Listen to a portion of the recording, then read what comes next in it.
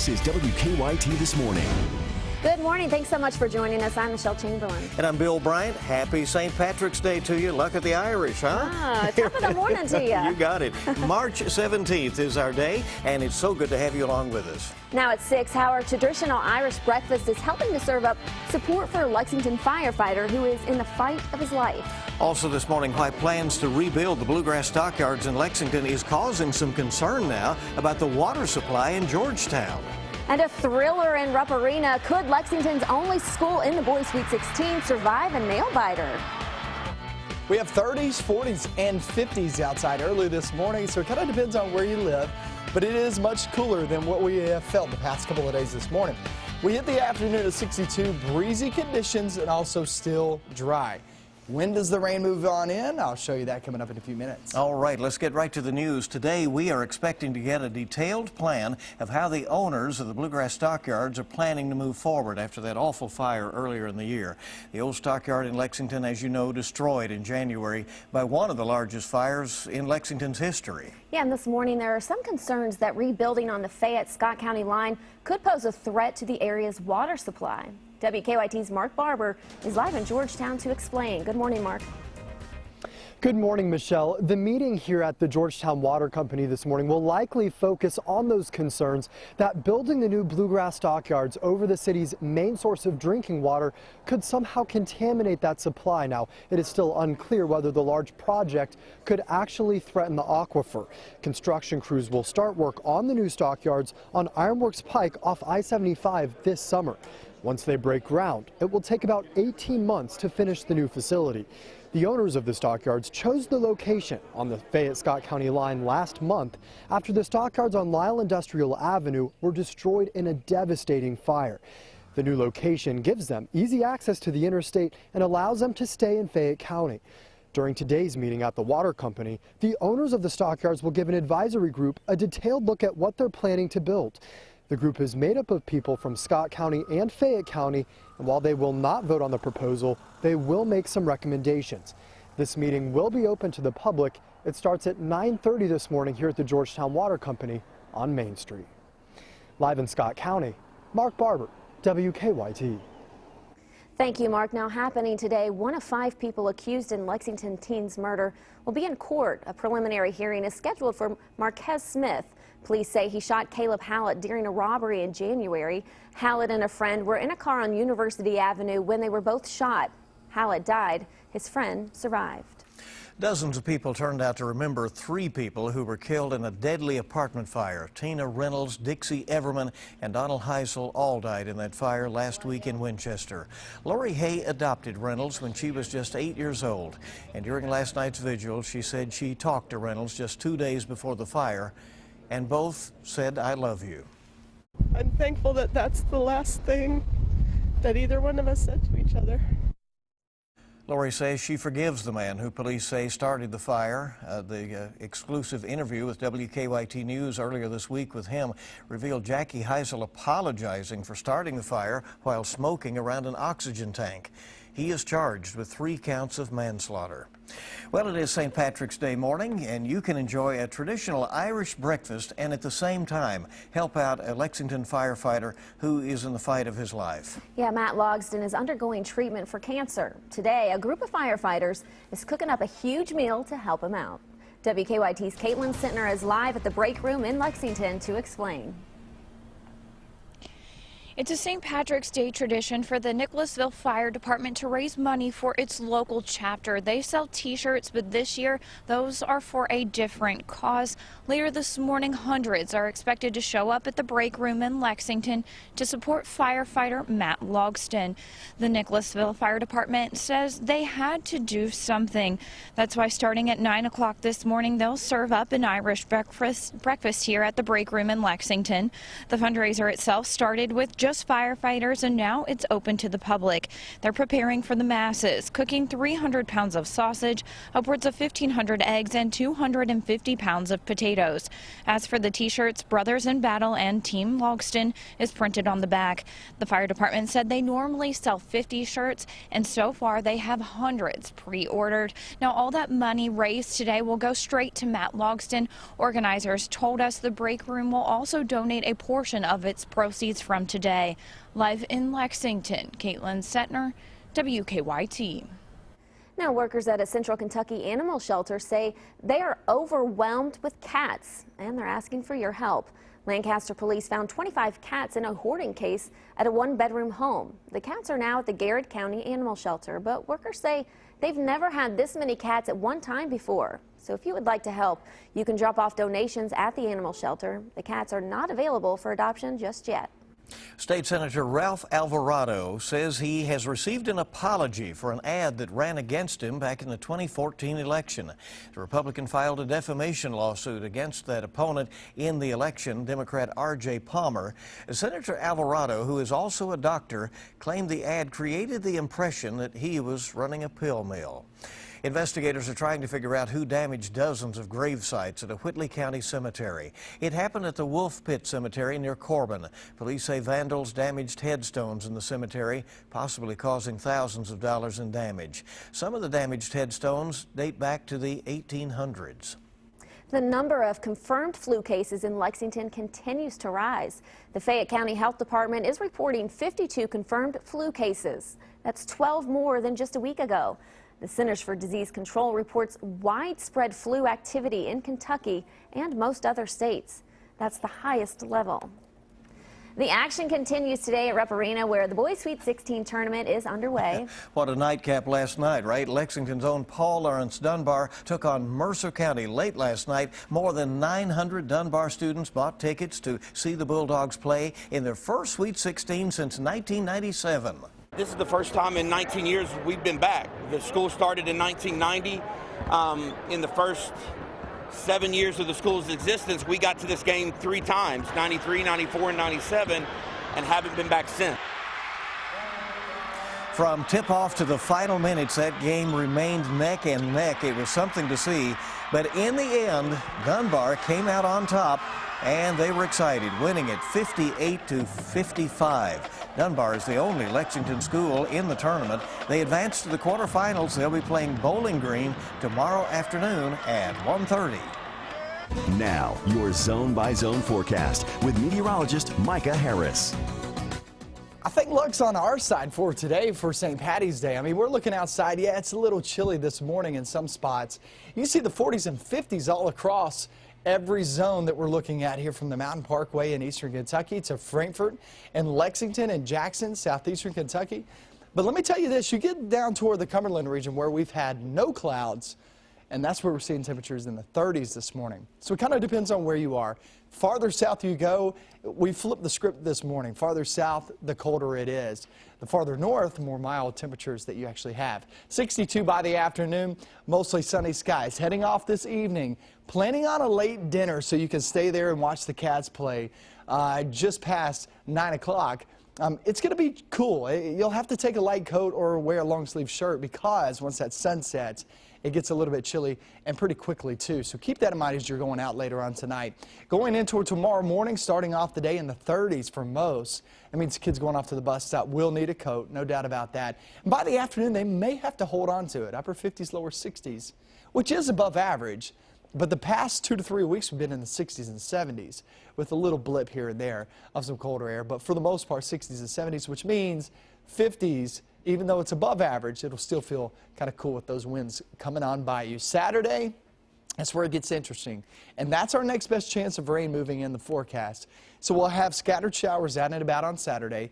You could obviously, they're pretty cold showers. I mean, we're at 43 degrees there on Saturday and 43 on Sunday. However, you go off into the night, Saturday night into Sunday, that's when some light snow could develop. And this is one that's going to be one that you're going to have to watch up to the hour of, because temperatures, where will the temperatures be If they're at 32 degrees, 33 degrees, you're going to get snow out of that.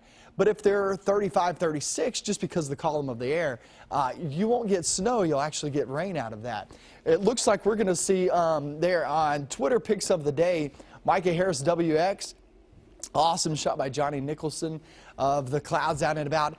And then we're looking, James Starr sent this one, the trees are blooming, spring is in the air. Winter, stay away. At least that's what he says. So really cool shots right there by both of them, James Starr and Johnny Nicholson. Now you can't wear green over there on the green screen. Let's see the flexibility check. Look at that. And I got a little leg showing for you too, man. That's the way we do it around here, okay? Leprechaun socks. What about that, huh? You got to be clever with that big green wall, okay?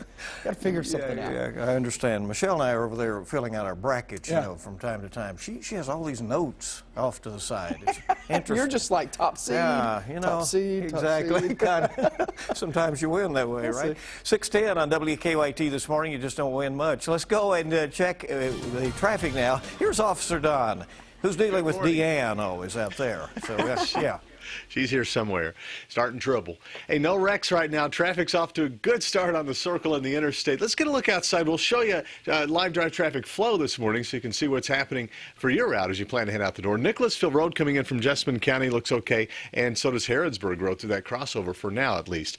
Drive times this morning, no major issues reported so far. If you plan to be inbound from Nicholasville, looks like we're in great shape. From Paris, normal traffic flow, only looking at about 19 minutes. And Winchester's 23. Now back to you in the studio. Okay, Don, thank you so much. 6:11 on WKYT this morning. Still going, huh? Oh, yeah, I take this seriously, though. I know you do. Very serious. Very obvious. WKYT this morning on the air with the latest, and we have a lot more on the way.